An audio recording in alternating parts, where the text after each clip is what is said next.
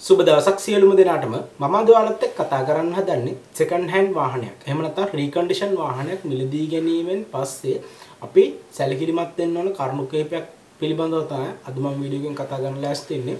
අපි යමු වීඩියෝ එකට.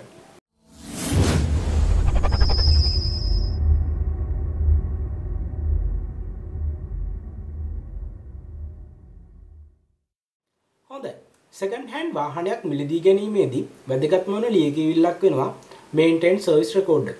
ඒකට හේතු වෙන්නේ වාහනේ තියෙන එන්ජින් ඔයිල්, ඔයිල් ෆිල්ටර්ස්, ඒ වගේම ගියර් ඔයිල් වගේ දේවල් මාරු කරන්න ඕන කාලය, ඒ වගේම සර්විස් කරන්න ඕන කාලය ගැන යම්කිසි අදහසක් අපට ගන්න පුළුවන් මෙන්න මේ මේන්ටේන්ස් රෙකෝඩ් වලින්. නමුත් ශ්‍රී ලංකාවේදී සෙකන්ඩ් හෑන්ඩ් වාහනයක් මිලදී ගනිද්දී අපිට මෙන්න මේ මේන්ටේන්ස් රෙකෝඩ් කියන එක හම්බ වෙනවා බොහොම අඩුයි.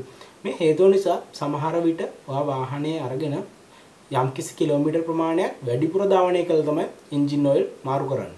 එතකොට ඔයාගේ එන්ජින් එකට වෙන්න පුළුවන් හානිය ගොඩක් දුරට වැඩි වෙනවා. ඒ හේතුව නිසා තමයි අද මම මේ වීඩියෝ කරන්න හිතුවේ. ඔයා සාමාන්‍යයෙන් සෙකන්ඩ් හෑන්ඩ් වාහනයක් මිලදී ගත්තට පස්සේ ඔයාගේ වාහනේ මේන්ටේන්ස් රෙකෝඩ් එකක් නැත්නම් අනිවාර්යෙන් ඔයා එන්ජින් ඔයිල්, ඔයිල් ෆිල්ටර්ස් මාරු කරගන්න. එතකොට ඔයාට පුළුවන් මේ තියෙන කිලෝමීටර්ස් ගාන ඉඳලා ඊළඟ කිලෝමීටර් ගාන වෙනකොට ඔයාට ඔයිල් පිළිවෙලට මාරු කරගන්න පුළුවන්. එතකොට එන්ජින් එකට වෙන්න පුළුවන් හානිය අවම වෙනවා. ඒ වගේම එන්ජින් ඔයිල් වගේම වැදගත් වෙනවා ඔයාගේ ගියර් ඔයිල් එක.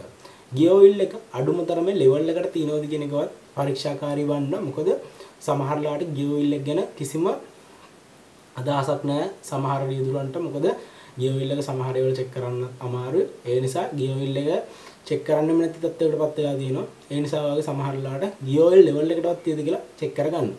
ඒ වගේම ඔයාට වැදගත් වෙනවා ඔයාගේ වාහනේ තියෙන බෙල්ට් වල තත්ත්වය.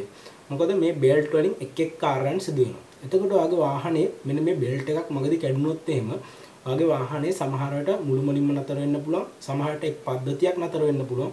මේ හේතුව නිසා ඔයාගේ බෙල්ට් තවදුරටත් ක්‍රියාකාරී තත්ත්වයේ තියෙනවද? ඒ කියන්නේ ඔයාට බෙල්ට් මාරු කරන්න ඕනේද? එහෙම නැත්නම් බෙල්ට් මේ තියෙන තත්ත්වෙන් ධාවනය කරන්න පුළුවන්ද වාහනේ කියලා පොඩ්ඩක් පරීක්ෂාකාරී වන්න. එතකොට ඔයාට වාහනේ මග නතර වෙන්න ඕනේ නැහැ.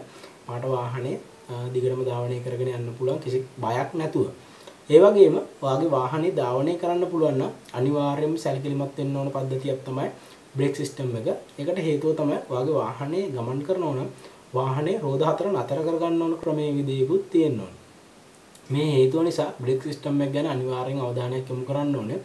බ්‍රේක් සිස්ටම් එකේ තියෙන බ්‍රේක් ලයිනර්, ඒ වගේම බ්‍රේක් පෑඩ්, ඒ වගේම බ්‍රේක් වොෂර්ස්, ඒ වගේම බ්‍රේක් ෆුයිල් එක ගැන සැලකිලිමත් වෙන්න. මොකද බ්‍රේක් ෆුයිල් එකේ කොච්චර වෝටර් පර්සන්ටේජ් එකක් තියෙනවද කියලා චෙක් කරලා බලලා මාරු කරන්න ඕනේ නම් මාරු කරන්න. මොකද බ්‍රේක් ෆුයිල් එක ගැන අනිවාර්යෙන් සැලකිල්ලක් දක්වන්න. ඒ වගේම ඔයාගේ වාහනේ තවත් සැලකිලිමත් වෙන්න ඕන කාරණා තමයි වීල් බෙයාරින්. මොකද මේ වීල් බෙයාරින් අනිවාර්යෙන් සැලකිලිමත් වෙන්න. වීල් බෙයාරින් වල යම්කිසි දෝෂාත්මකයක් තියෙනවා නම් අනිවාර්යෙන් සද්දයක් ඇහෙනවා මේ පැත්තේ රෝදේ. ඒ නිසා වීල් බෙයාරින් ගැන සැලකිලිමත් වෙන්න. ඒ වගේම තවත් ගොඩක් දේවල් තියෙනවා මේ වගේ කතා කරන්න පුළුවන්. ඒ නිසා මේ කාරණා ටික අවම වශයෙන් මේ කාරණා ටික ගැනවත් සැලකිල්ලක් දක්වන්නයි කියලා මම ඉල්ලනවා වගේ. හොඳයි යාළුවනේ, අපි නැවත මේ වගේම වැදගත් වීඩියෝකින් හමු වෙමු.